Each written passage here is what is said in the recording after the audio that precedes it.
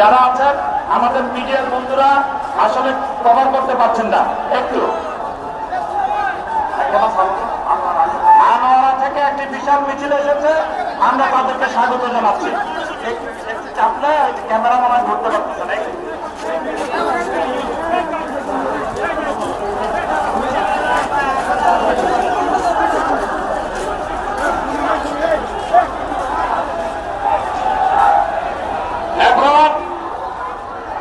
এখন আজকের রেলি পূর্ব সমাবেশে এখন বক্তব্য রাখার জন্য আহ্বান জানাচ্ছি নগর বিএনপির সাবেক সাধারণ সম্পাদক, জাতীয়তাবাদী দলের সাবেক নির্বাহী কমিটির সহ সাংগঠনিক সম্পাদক, চট্টগ্রামের কৃতি সন্তান জনাব অভিলাষণ বক্কর।